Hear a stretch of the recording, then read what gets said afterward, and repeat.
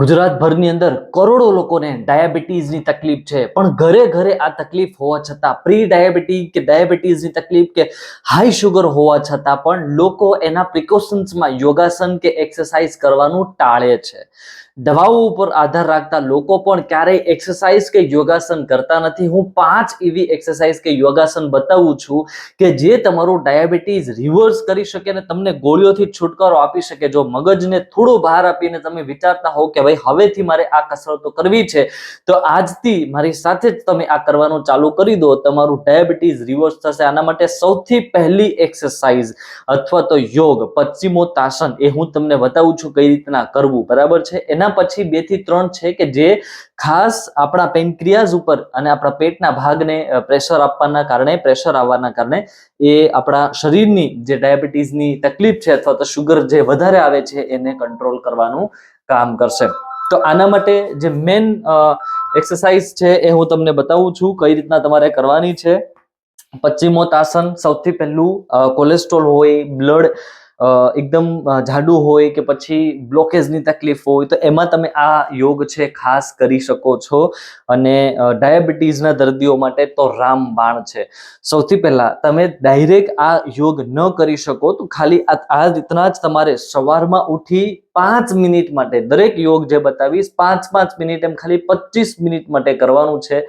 1 મહિનો દિવસ પછી તમે મને સામેથી કહેશો કે ભાઈ અમારું ડાયાબિટીસ અથવા અમારી ગોળીઓ છૂટી ગઈ છે, ડાયાબિટીસ રિવર્સ થયું છે. સૌથી પહેલો યોગ જસ્ટ તમારે આટલું જ કરવાનું છે, બરાબર છે. આટલું જ કરો. ઉપર હાથ હોય, ઊંડો શ્વાસ ભરી શ્વાસ છોડતા નીચે.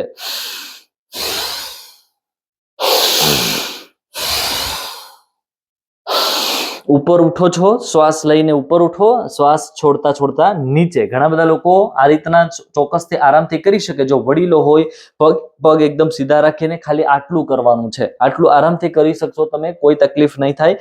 ઘણા બધા લોકો જે નીચે ઝૂકી શકે છે એ વધારે પડતું ઝૂકવાની કોશિશ કરી શકે. આ રીતના 1 2 3 4 આ રીતના તમે કરી શકો. આ કસરતને 5 મિનિટ માટે તમારે કરી લેવાની છે. જબરજસ્ત યોગ છે. કોલેસ્ટ્રોલની સાથે સાથે શરીરની દરેક એવી તકલીફ નાની મોટી કે જેમાં બ્લડ છે જામી રહી હોય કે ક્લોટ્સ બની રહ્યા હોય એને પણ ધીરે ધીરે ઓછું કરે છે, બરાબર છે. ડાયાબિટીસમાં જબરજસ્ત રામબાણ સાબિત થશે. હવે એના સિવાય બીજું એક છે એ બપોરે જમ્યા બાદ લગભગ અત્યારે મોટા ભાગના લોકો કરી રહ્યા છે, એ છે વજ્રાસન, બરાબર છે. બપોરે જમ્યા બાદ વજ્રાસનની સ્થિતિમાં આ રીતના 10 મિનિટ માટે ફરજિયાત બેસવાથી ડાયાબિટીસમાં જબરજસ્ત રિઝલ્ટ મળે છે. હા, પણ આમાં રેગ્યુલર બેસવાથી અને એક માત્ર ને માત્ર આમાં બેસવાથી જ તમને રિઝલ્ટ મળી જાય એવું પણ નથી. જે 5 યોગ બતાવું છું એમાંનો આ યોગ જમ્યા બાદ બપોરે અને સાંજે ફરજિયાત આ રીતના કરવાનો છે. આમાં બેસવાની સાચી રીત પણ મેં તમને બતાવી છે. પગને આ રીતના રાખવાના છે, બરાબર છે. પગ ઉપર પગ નથી રાખવાના કે આ રીતના નથી રાખવાના. પગને થોડા છૂટા રાખવાના આ રીતના અને આ પોઝિશનમાં બેસવાનું છે, બરાબર. આ રીતના અને કમરને સ્ટ્રેટ સીધી રાખીને તમારે બેસવાનું છે. વજ્રાસન જ્યારે થઈ જાય પછી પગને સીધા રાખીને તમારે 1 થી 2 મિનિટ માટે બેસી જવાનું. વજ્રાસન છે એ હૃદય માટે પણ રામબાણ છે, પાચન ક્રિયા માટે પણ રામબાણ છે. જેવું પાચન તમારું સારું થશે કે ડાયજેશનની તકલીફ દૂર થશે એવું ડાયાબિટીસ એટલે જે શુગર લેવલ છે એ પણ ધીરે ધીરે રિવર્સ થવા માંડશે. તો આ 2 યોગ આપણે જોયા, બરાબર છે. કોઈ પણ એક યોગ કરી લો એ પછી તમારે 1 થી 1.5 મિનિટ થોડું શવાસનમાં સુવાનું. આપણે જે એકદમ સ્ટ્રેટ શવાસનમાં સૂતા હોઈએ એ રીતના સુવાનું, જેથી શ્વાસોશ્વાસની ક્રિયા એકદમ નોર્મલ થાય. પછી જ બીજા પ્રકારનો યોગ કરવો, બરાબર છે. હાઈ શ્વાસ ફૂલ ચડેલો હોય ને યોગ કરે રાખો એવી રીતના નુકસાન થશે, ફાયદો નહીં થાય. એના પછીનો એક યોગ બતાવું છું. આમાં 2 છે, બરાબર. એક તો શશકાસન આવે છે અને બીજું છે બાલાસન. તો બાલાસન છે એ કઈ રીતના કરી શકાય. આપણે આ વજ્રાસનમાં આ પોઝિશનમાં બેસીને આપણે હાથને શરીર સાથે જોડેલા રાખીને આ રીતના સુવાનું હોય. જે માથું છે, કપાળનો ભાગ એ જમીન સાથે અડી જાય, આ રીતના બાલ્યાસન આવે, બરાબર. આ યોગમાં તમે 30 સેકન્ડથી લઈને 1 મિનિટ બેસી શકો અથવા જો આ યોગ ન કરવો હોય તો એનાથી પણ શાનદાર યોગ છે શશંકાસન. વજ્રાસનમાં કરી શકતા હોય એ લોકોએ વજ્રાસનમાં આ રીતના કરવું. આ આસન વજ્રાસનમાં આ રીતના કરી શકાય, બરાબર છે. જે લોકો વજ્રાસનમાં નથી બેસી શકતા એ લોકોએ પદ્માસન, સામાન્ય સુખાસનમાં પણ એ લોકો કરી શકે. આ રીતના હોય, બંને હાથને આગળ રાખી આ રીતના સુવાનું, બરાબર છે. આગળ મતલબ હાથ રાખીને મોંને જે કપાળનો ભાગ છે એ જમીન સાથે ટચ થવો જોઈએ. આ રીતના તમારે થોડી વાર માટે 1 મિનિટ માટે સુવાનું છે. તો સામાન્ય વજ્રાસનની સ્થિતિમાં બેસીને જે શશંકાસન કરવામાં આવે છે, ડાયાબિટીસના દર્દીઓ માટે રામબાણમાં રામબાણ છે, જબરજસ્ત ફાયદાકારક છે. એ હું તમને લખીને આપું છું. આયુર્વેદના ગ્રંથો, આપણા જે પણ ગ્રંથો છે એ તમામ ગ્રંથોની અંદર પણ એ માહિતી આપવામાં આવેલી છે કે આ રીતના સ્ટ્રેસ લેવલ પણ ઓછું થાય. આપણા શરીરનું જે સ્ટ્રેસ, જે હોર્મોન્સ, ખરાબ હોર્મોન્સ છે સ્ટ્રેસના કારણે રિલીઝ થતા હોય, જેના કારણે આપણું ડાયજેશન નબળું પડી રહ્યું હોય, આપણા શરીરની ઘણી બધી ગતિવિધિઓ છે એકદમ ધીમી પડી ગઈ હોય, પેનક્રિયાઝ નબળું પડી ગયું હોય કે એ વ્યવસ્થિત કામ ન કરતું હોય, કે જેના કારણે શુગર છે વારંવાર સ્પાઇક થયા કરતું હોય, બરાબર છે. તો એના માટે આ યોગ છે શાનદાર યોગ છે. તમે રેગ્યુલર 1 મિનિટ નીચે સુવાનું, આ રીતના જે 1 મિનિટ માટે સુવું, એ પછી તમે એક અડધી મિનિટનો રેસ્ટ લો અને ફરીથી એવી રીતના ટોટલ 5 વખત ખાલી 5-1 મિનિટ માટે આ યોગ કરી લેવાનો છે, બરાબર. સામાન્ય જે લોકો નથી બેસી શકતા આ પોઝિશનમાં, એમણે આ નથી કરવાનું. એમણે પશ્ચિમોત્તાસન થાય તો એ ચોક્કસથી કરવાનું છે, બરાબર છે. એના સિવાય બીજા 2-3 બતાવીશ, પણ પહેલા હું જે લોકો ચોક્કસ વ્યવસ્થિતપણે કરી શકે છે એમના માટે આ યોગ હું બતાવી રહ્યો છું. એ સિવાયનો એક યોગ છે મંડુકાસન યોગ. વજ્રાસનમાં બેસીને જ એ પણ કરવાનો છે, મંડુકાસન નામનો યોગ.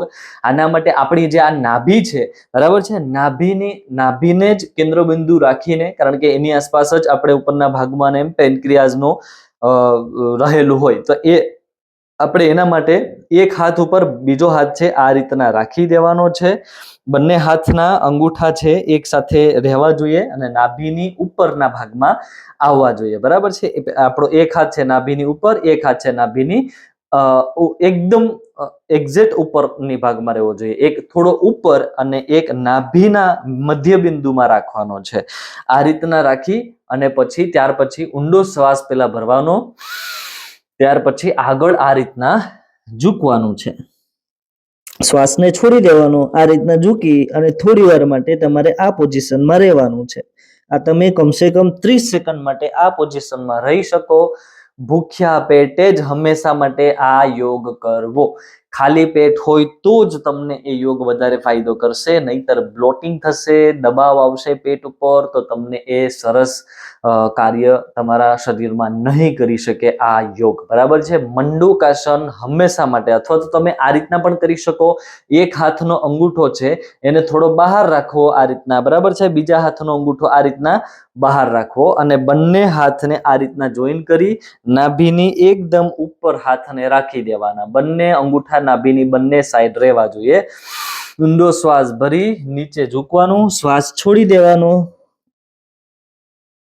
આ પોઝિશનમાં તમારે 30 સેકન્ડ માટે રહેવાનું. શરૂઆતમાં 10-20 સેકન્ડ જ રહી શકશો, ત્યાર પછી ઉપર આવી જવાનું. હૃદય ઉપર એવું લાગે છે કે થોડું પ્રેશર બની રહ્યું છે તો ચિંતા કરવાની નહીં, કારણ કે સ્નાયુઓનો દબાવથી એ પ્રકારનું પેલું જોવા મળી શકે, તો તમારે એને ચિંતા વધારે કરવાની નથી. તો આ યોગ જે મંડુકાસન છે એને સર્વશ્રેષ્ઠ યોગ ગણવામાં આવે છે ડાયાબિટીસના દર્દીઓ માટે.